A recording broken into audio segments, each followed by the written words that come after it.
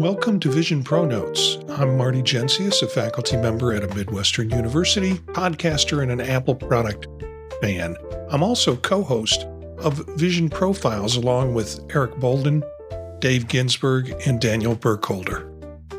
We're doing ProNotes as a supplement that occurs during the week. It's the latest news that's come out, and it'll probably be stories that we will talk about on Monday night's episode of Vision Profiles. So ProNotes is that condensed 5 to 10 minute little story that I'm going to tell you about what's in the news, and we'll pick it up on Monday nights with Vision Profiles. ProNotes drop in the Vision Profile video and audio feed on Monday morning, Wednesday morning, and Friday morning.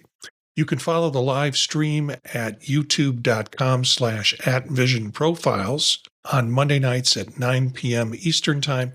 Catch the video later if you like on YouTube or the audio on any podcatcher service. Well, today's ProNote is something that's came up in the news, part of Bloomberg and Mark Gurman's Power On newsletter. And the difficulty with this is it's not a public site, it's a paid site. So I have forfeited some money to Bloomberg and Mark Gurman. And as a part of that, we'll be able to show you, but not be able to give you a link to this. I'll give you some of the short notes related to this particular article. So you'll get that. You'll also get it in the show notes. And the article was Apple Vision Pro is suffering from a lack of immersive video. Bloomberg goes into, and this is an opinion piece. That's all I can say it is. I don't want to say it's a fact piece. He kind of establishes some issues that he thinks are a problem with Vision Pro. And then with that in mind, talks about how these are issues for Vision Pro. It's slowing it down. Apple's losing its momentum in the market when looking at other potential places that are, or products that are happening. So it's kind of a bummer article, but it is strictly an opinion. The core problem, he says, remains that Vision Pro is a niche due to its $3,500 cost and the lack of must-have features. So, people keep talking about a killer app or a killer function. And there are those folks who say, for me, this is the killer app or the killer function in terms of the MacBook video display is where you can actually engage in your laptop computer through the Vision Pro. All of that people thought were killer functions. He talks about how visionOS adds some really cool things to it, but it really hasn't really changed people's perceptions that there isn't something that is a must-have feature that they have to have. Now, immersive video, he says, is the killer app. Apple and Apple Vision Pro does that better than any other existing or potentially future headset from what we can tell. The problem is the immersive video is really very scarce, or he says it's scarce. It's been slowed to roll out. There are about 27 total videos or immersive videos. So owners feel like there's very little to watch. Some bad examples that Apple's still doing is they're still promoting the NBA All-Star 2024 immersive video while there's no 2025 version existing with it.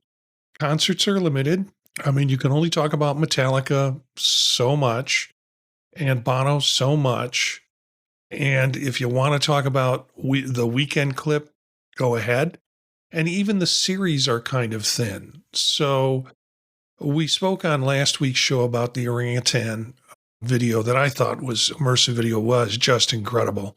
There is that Wild series that includes the orangutan video and also elephants, and I forget what the other wildlife pieces are. There's only 4 episodes of that. Elevated is only got 1 episode. Boundless has 2 episodes. Adventure has 5. Prehistoric Planet has 2. And the Concert for One, well, they only have 1. That's why it's a concert for one. No, I'm sure that's my joke, not theirs. And then if you think of 3D video, Disney Plus has allowed you to kind of get into 3D. And in the Apple Store, you can get all sorts of video that has 3D video. A lot of the Marvel and a lot of videos have been converted to 3D. So you've got the Harry Potter, you've got the James Bond titles, but it doesn't give you the all-around feel that Apple's immersive videos do. So the problem is that Apple's shot a lot of immersive content, but the production and the expense is really resource intensive. So to get the video out is very costly. And with the slow sales of the Vision Pro headset, it makes it a real struggle for them to say, yeah, let's put our resources there. Immersive video is what sells it, but unfortunately, low sales make getting content pushed hard to justify. So the estimates are that Gurman claims the estimates suggest well under 1 million U.S. sales of the Apple Vision Pro since its launch, weakening a case for heavy or near-term spending on various types of programming. We're going to see some changes. Supposedly, we're going to see a new chip or a chip refresh, whether it's an M4 or an M5. We have yet to find out. They keep saying sometime later this year, but Apple hasn't released any specifics about that. Along with the M4, M5 chip, we might be looking at some new neural engines that will be part of the whole process. But really, according to the rumors and the timeline, we shouldn't expect a lighter model in weight and maybe a lighter model in cost until 2027. So it makes it feel like we're sitting around a lot longer for Apple to come around, particularly since other folks are talking about producing headsets in the next year that might or might not have additional capabilities. Meta's chasing them, Samsung's chasing them. So there's a lot of other competition out there. And, Apple doesn't really pay much attention to competition. They do what they're going to do when they do it. And, Gurman also makes comments about how Tim Cook really kind of sidestepped questions from reporters at the last earnings report about Apple Vision Pro and what's the projection? What are you going to do next? Are you going to come out with a lighter version? He wouldn't talk about those things anyways. But so Gurman interprets that as he's kind of flip-flopping, or he's not really, there's nothing there, that there's a nothing burger going on. No, he's just avoiding trying to release any expectations for Apple's timeline. So that just is kind of a good business sense in not doing it. So the bottom line is Apple Pro's next best trick is immersive video.